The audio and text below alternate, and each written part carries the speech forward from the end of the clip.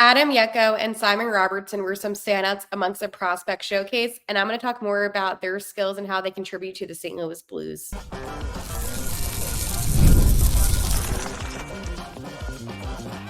You're Locked On Blues, your daily podcast on the St. Louis Blues. Part of the Locked On Podcast Network, your team every day. And a good Tuesday, and welcome back to Locked On Blues. I am your host of Locked On Blues, Haley Taylor Simon, talking to you all things about our St. Louis Blues here in the Locked On Podcast Network, your team every day. Today on Locked On Blues, I'm going to talk about a few players, one being Adam Jecho, and then, of course, Simon Robertson, who had that huge OT winning goal on Friday's game against the Blackhawks. I'm going to also grade the prospect games because they were both different, both victories, but both different games where I saw different things from the different prospects that I was really pleased with. So we have a lot to get into on today's episode of Locked On Blues. Again, make sure to subscribe to Locked On Blues on YouTube. Before I dive into things, now through September 22nd, all FanDuel customers can bet $5 and get a 3-week free trial of NFL Sunday Ticket from YouTube and YouTube TV. Visit FanDuel.com to get started. So I feel like in yesterday's episode, I stated the very obvious, right, about Zach Balduke and what I liked about Dvorsky, and I think I mentioned Zach Dean. And while those are all very good things, I think that the focus on that episode, well, I know what the focus was. It was on players that we can see this upcoming season wearing the blue note. On today's episode, I wanted to focus on players that I think maybe a couple years down the line will have that opportunity, but we should still keep an eye on them because they are going to do good things for this organization. And for one of them, he has an opportunity to do some really good things with the Springfield Thunderbirds. You know, I'm a big T-Birds fan, so whenever it's my AHL team, I get excited too. But I want to talk to you first about Adam Jecho because Adam Jecho is one of those players that I was a huge fan of. He's a center, and he was the 95th overall pick in this year's draft in Las Vegas that I was at. And the cool thing about Adam, right, he stands tall at 6'5", and he really utilizes his frame and body, his wide shoulders, and he does that for good puck protection, which I think is something really notable about him. I think that when you look at different players, especially centers, you don't necessarily think, oh, we need a big guy for puck protection, but that's what he's really strong in.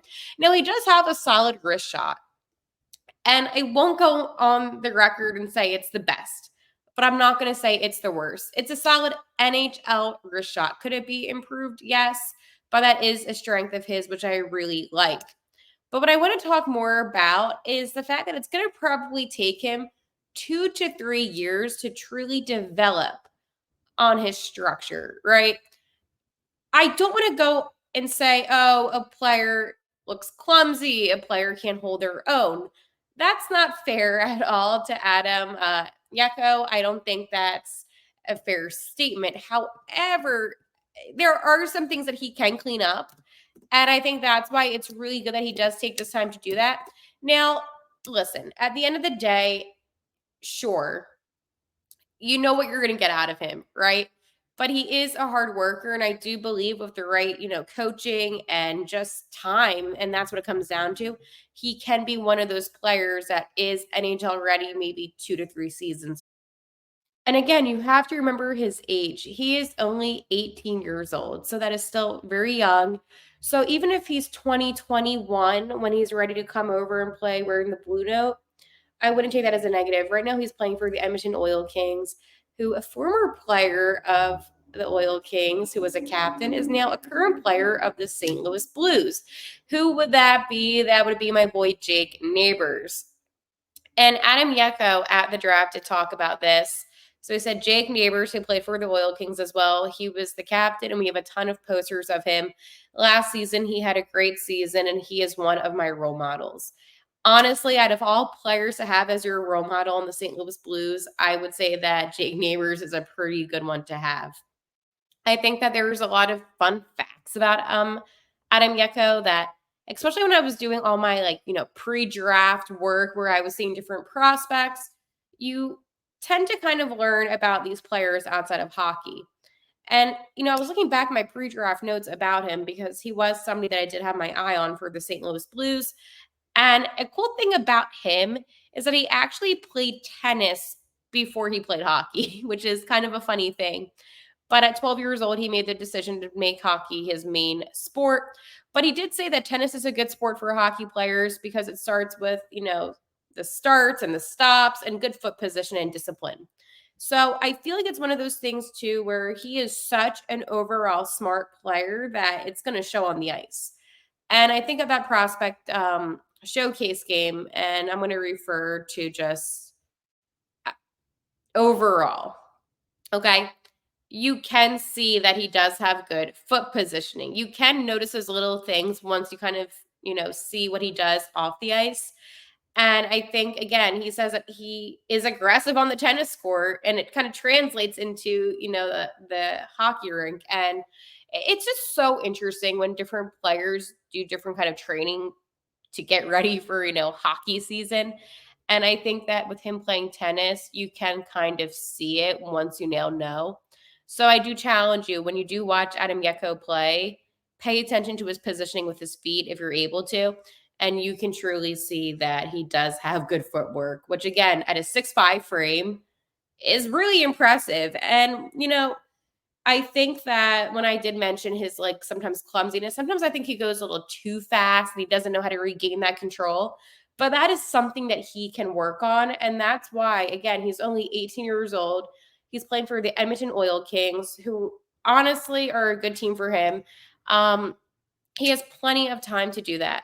So let's continue on about him because there are so many cool things. So again, he is Czech, right?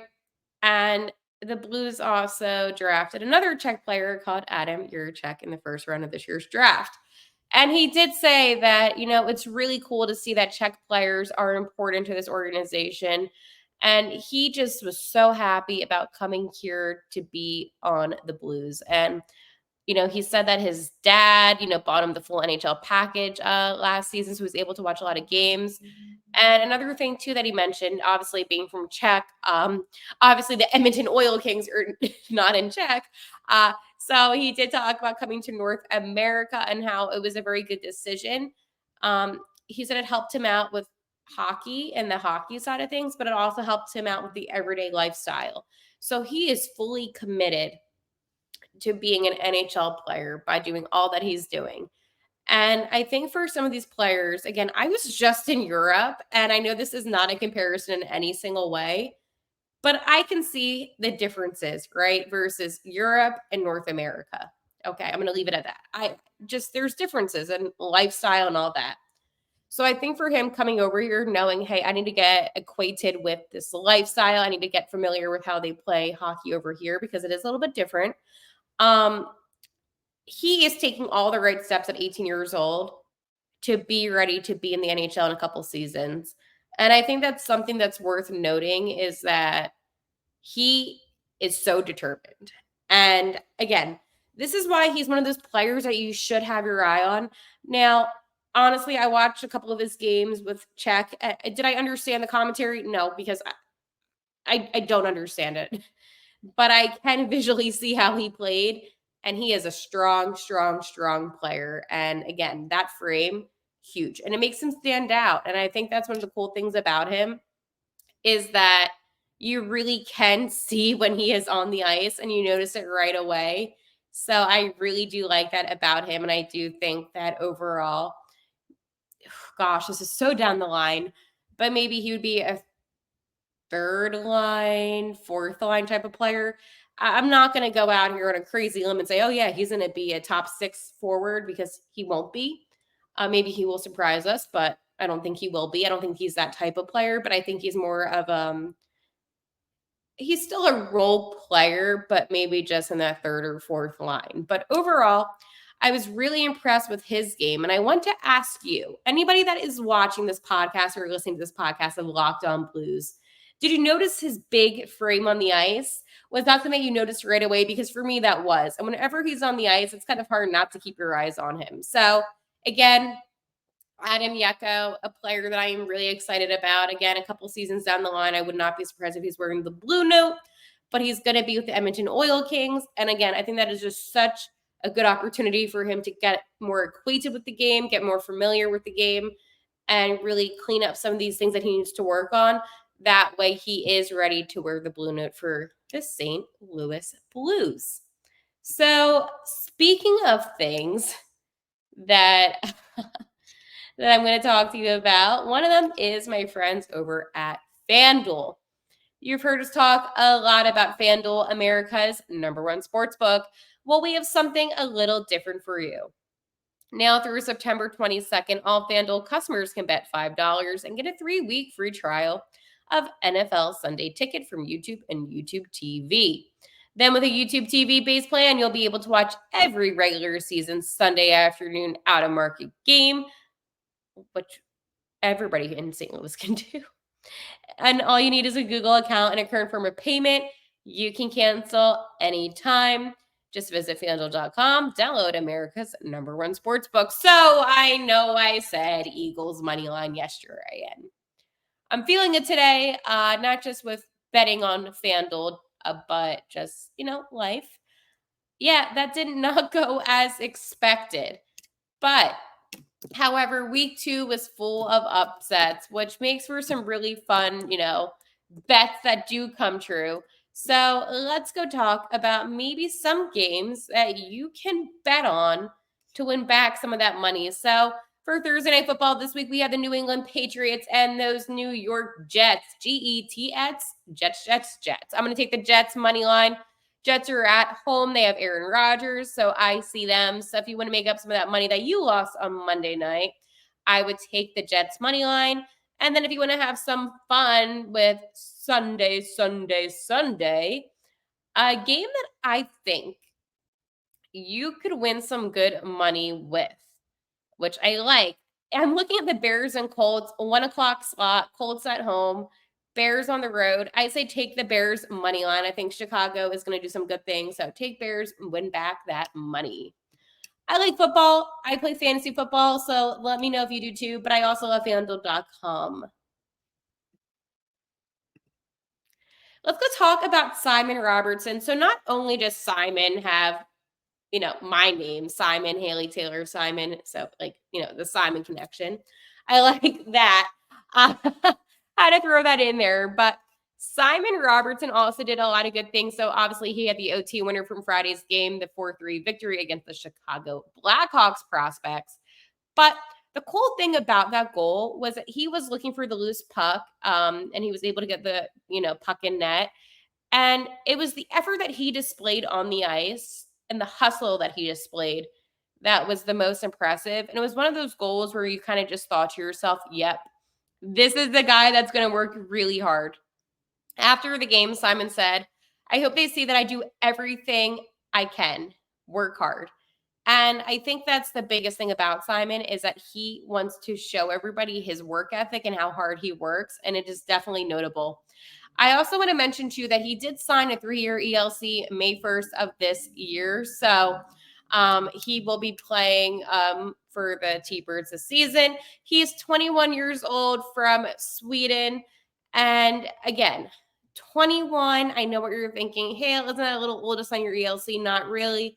I think, and this is the problem. I don't know Swedish, but I'm not going to butcher his team's names. I've practiced, and I want to put that out there. I have practiced. I listened. I can't get it done. I'm sorry. I'm going to be very blunt. It just does not sound right. But with the teams that he has played with Sweden, I think that he needed that.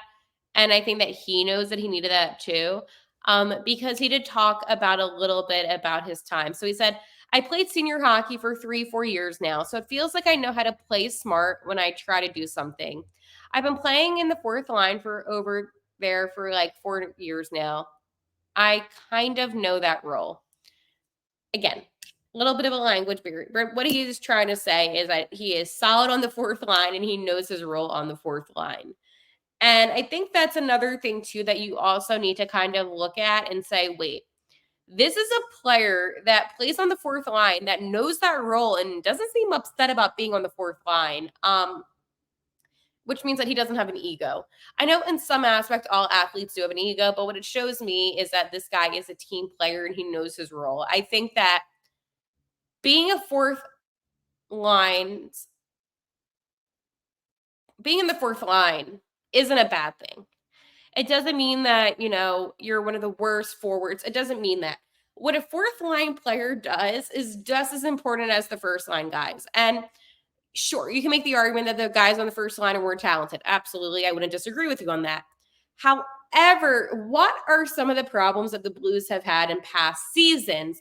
The third line isn't as strong. The fourth line isn't as strong. So now you have a player, a prospect within Simon Robertson, who is very confident within his abilities playing on the fourth line. So again, it goes with even Adam Jecho and now Simon Robertson. You have these guys that could potentially be on third or fourth lines, and they're good players. They're developing, and they're happy about their roles. And I think that's something that as a fan or as just as anybody, just as a hockey person, you have to say, wait, this is a really good thing for the Blues and the organization here in St. Louis. Because again, some of these guys have egos and they don't want to be the fourth line or third line type of guy. They want to be that first line or second line. So that to me really stood out about him too. Dvorsky, obviously my homeboy, one of my favorite players, talked about Robertson and said he has a really good shot. He makes great plays and he's strong on the puck as well.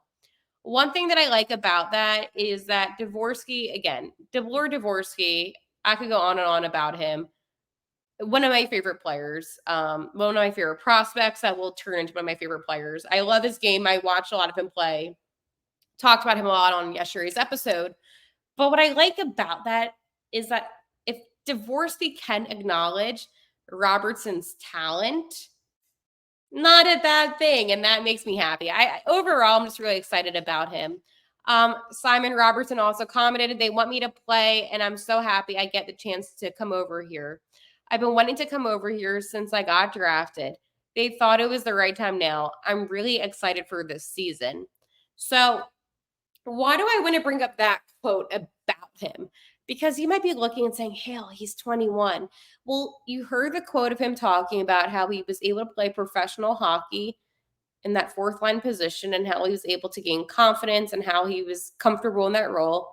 You're hearing that they want him to come over now, which means that they have a plan for him. I feel like right now is a really good time for Simon Robertson to truly emerge himself within, the Thunderbirds and the AHL and be ready. And just because he's 21 doesn't mean he's going to be a bust or anything like that. That is still a very young player, okay? He had, multitudes of assists on Sunday's game. He is great at using his body. He can force turnovers, and he has good defensive pressure. So there are a lot of good aspects about him. And I think even just watching him play on the ice, you can see the fact that maybe he did have those few years playing, obviously, away professional hockey. You can see a difference in his play from some other players is what I'm trying to say. I also want to kind of talk about a quote that he had. From when he got drafted, he was the 71st overall pick in the 2021 draft. He said, I'm very honored and shocked, and I'm very happy. And to me, that was one of those things where it put a smile on my face, especially when he said, I am very shocked. I think that this is a player that is going to give it his all. And, you have some players that are just very generic, excited to be here, like something like that.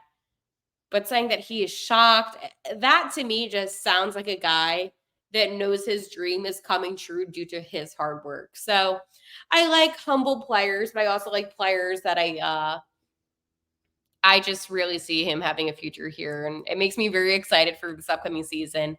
And again, I like how he played. Also, that OT winning goal was a beaut.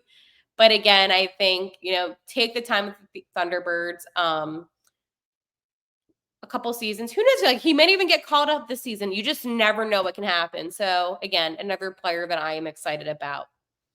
Before I grade the prospect games, I just want to let you know to subscribe here on YouTube at Locked On Blues, on Twitter at Locked On Blues, my own Twitter at Haley T. Simon. But I'd much rather you subscribe on YouTube. Super important. Thumbs up the video. Share some comments. I talk about Blues news, Blues thoughts, everything Blues every day, 5 days a week.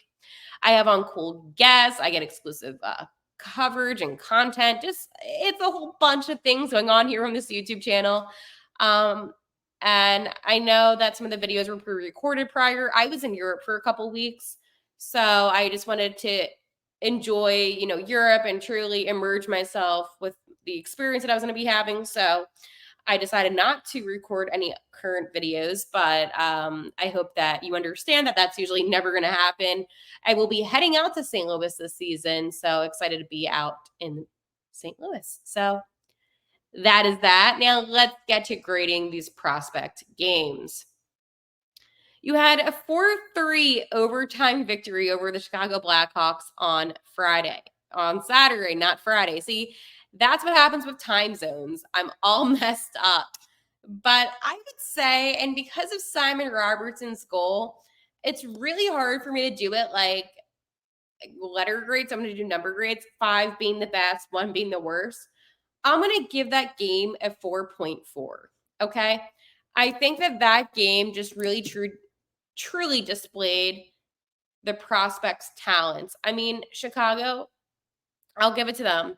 They do have some good prospects, and they did put up a really good fight. But I think overall that it really did showcase the Blues' ability to continue to fight back. And, again, I know that, Vadim was in net, and I like him. And I think he has so much talent. And the problem is, I am afraid that with a goaltender like him, he won't be able to be utilized here because of the goalie tandem that we have now. But I mean, he did make 26 saves in the game, huge big stops in that third period and in overtime, and was a huge factor to win the game. While I understand that Simon Robertson was able to get the winning goal, I would say just as much as the victory came off of Vadim, and I think that's a huge thing as well. You have so many other players. You have, Michael, was it Bushinger did he score the first goal? He scored early on. You had Lucas Fisher, who I like. He was a draft pick from this year's draft. He was 56 overall. And then you had Matthew Mayich, who was last year we drafted him. So a couple of our newer guys made some big impressions on the ice. So I was definitely very impressed with that. But then, of course, you had that 6-2 victory against the Minnesota Wild prospects. I also like that we played 2 different teams. I think that's also kind of fun and different than some other organizations in the National Hockey League. But obviously, the first period, nothing happened, no scoring. And then in the second period, halfway through, Minnesota scored. But then Zach Balduke answered back. Then we had, of course, Adam Jecho, who I literally just talked about in this whole entire episode, to give the Blues a 2-1 lead. And then the third period, the scoring began. There was a lot of scoring in that third period. Who did we have score in that third period? I'm thinking off the top of my head. I knew that Jecho scored the second. Picarchi scored, I believe. And then it was Tanner Dickinson. I like Tanner Dickinson, by the way. Marc-Andre scored. Picarchi scored. Picarchi. Was it him that scored again? Yeah, Picarchi scored again. And then It was Minnesota, so that's 6. Okay. I'm remembering off the top of my head because I was watching the game and I was like taking notes, but I'm like off the top of my head. So that happened. Well, Cranley was in net. Listen, I talked about Will Yasher. I think he did a fantastic job. I was very impressed with him. So overall, it was good. So if I were to give that a grade, I would give that game a 4.7. Just because it was a more dominant game and the Blues really just lit up the Wild. But there were so many good things about both of the games. And, being undefeated in your prospect showcase games is not a bad thing for those Blues. So overall, a very good weekend for St. Louis. I am so excited for training camp. I am so excited to talk about, the guys that we're going to be seeing on the ice this season. But I had to mention these prospects just because these rookies really were impressive. And a couple of years from now, hey, this video might be valuable to talk about, what I thought about them then. It's like a time capsule type of thing. So I will talk to you on tomorrow's episode of the Locked On Blues. And like always, let's go Blues.